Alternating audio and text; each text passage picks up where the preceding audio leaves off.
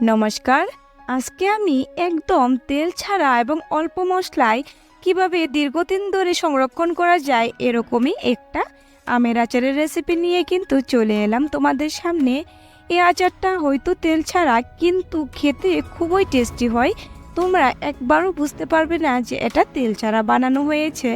আর এটা কিন্তু মাসের পর মাস এমনকি বছর পর্যন্তও সংরক্ষণ করা যায়। তার জন্য কিন্তু আমি এখানে নিয়েছি আমার গাছের আম।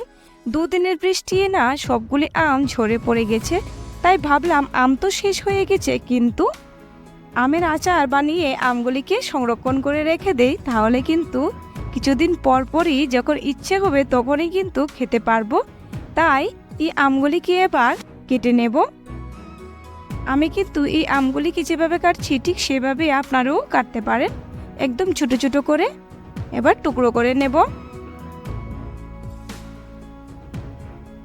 এই দেখো, এখানে কিন্তু তিন থেকে চারটা টুকরো করে আমি কেটে নিচ্ছি। এই আমগুলি কিন্তু ভিতর থেকে একটু হলুদ হলুদ হয়ে গেছে, প্রায় পাকা পাকা হয়ে গেছে, কিন্তু এগুলি কিন্তু বেশ টক এখনো পর্যন্ত।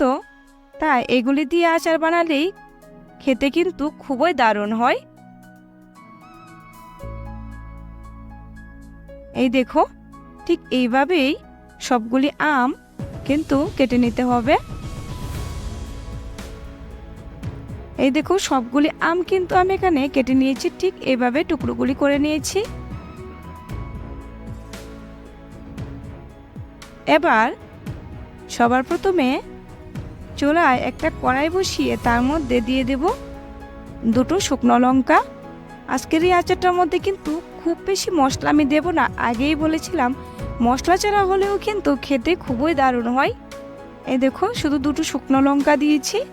এই শুকনো লঙ্কাগুলিকে হালকা একটু ভেজে নেব।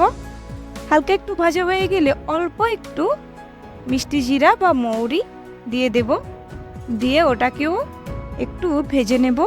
ব্যাস এতটুকুই মশলা লাগবে, আর কোনো রকম মশলা কিন্তু লাগবে না, না তো তেলের প্রয়োজন হবে।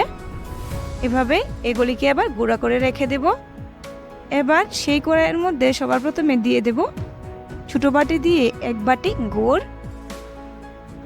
গরমের দিনে কিন্তু গুড়টা অনেকটাই আঠালো হয়ে যায়, তাই দেখতে এরকম লাগছে। এবার তার মধ্যে দিয়ে দেব হাফ বাটির মতো চিনি। তোমরা চাইলে কিন্তু শুধু গুড় দিয়েও এটা বানাতে পারো, আবার শুধু চিনি দিয়েও বানাতে পারো, তাতে কোনো সমস্যা হবে না। এবার একদম লো আছে কিন্তু আমি এই চিনি আর গুড়টাকে একটু নেড়ে চেড়ে দিচ্ছি।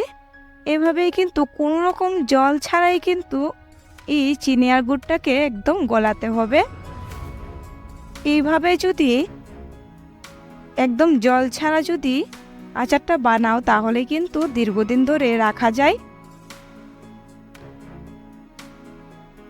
এভাবে দেখো, কিছুক্ষণ নাড়তে নাড়তে কিন্তু গলতে শুরু হয়ে গেছে।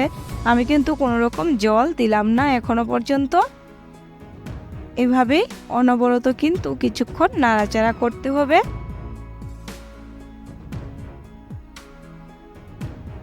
এভাবে দেখো, কিছুক্ষণ নাড়াচাড়া করতে করতে কিন্তু এই শিরাটা কিন্তু ফুটতে শুরু হয়ে গেছে। দেখো, একদম ঘন ঘন কিন্তু। আবারও কিছুক্ষণ এভাবে নাড়াচাড়া করব।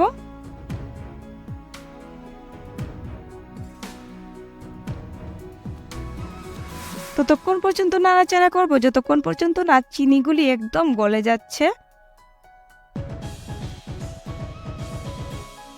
এই দেখো, চিনিগুলি কিন্তু এবার গলে গেছে।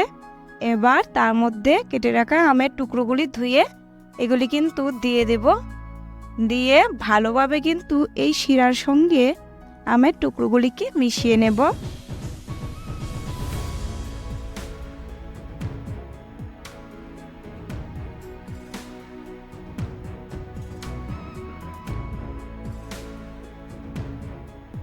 এভাবেই কিন্তু কিছুক্ষণ নাড়াচাড়া করে মিশিয়ে নিয়েছি।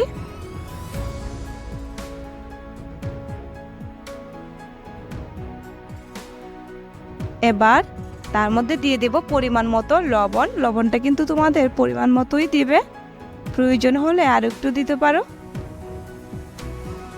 এভাবে লবণটা দিয়েও ভালোভাবে কিন্তু নাড়াচাড়া করে নেব। এই দেখো আমগুলি দেওয়ার ফলে কিন্তু শিরাটা আস্তে আস্তে পাতলা হতে শুরু হয়েছে। এভাবে গ্যাসের আঁচটাকে কিন্তু একটু বাড়িয়ে দেব। এই দেখো ফুটতে কিন্তু শুরু করেছে। এবার কিছুক্ষণ পরপর কিন্তু এভাবেই আমগুলিকে উল্টে পাল্টে দিতে হবে, না হলে কিন্তু নিচে দিয়ে লেগে যাওয়ার সম্ভাবনা থাকে। এভাবেই কিন্তু কিছুক্ষণ উল্টে পাল্টে দিতে দিতে কিন্তু আমগুলি সেদ্ধ হবে। এ দেখো কিছুক্ষণ পর আবারও একটু নেড়ে চেড়ে দিচ্ছি। এখন দেখো আমগুলি কালারটা কিন্তু চেঞ্জ হতে শুরু হয়ে গেছে আর শিরাটাও কিন্তু ভালোভাবে ফুটছে, একদম ডাবল হয়ে গেছে। এবার সেই শিরাটাকে জাল করতে করতে কিন্তু শুকিয়ে নেব। দেখো আর আমগুলির ভিতর কিন্তু একদম শিরা একদম পরিপূর্ণভাবে ঢুকে গেছে। এবার ভেজে রাখা ওই গরু মশলাটা দিয়ে দেব আমের উপর, দিয়ে আবারও একটু ভালোভাবে নাড়াচাড়া করে মেশাতে হবে ভালোভাবে মশলার সঙ্গে।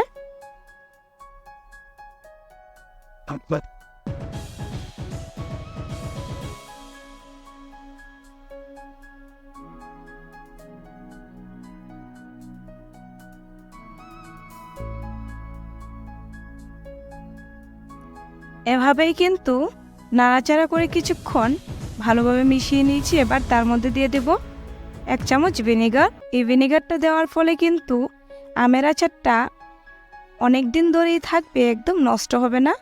তোমরা চাইলে কিন্তু এখানে লেবুর রসও দিতে পারো।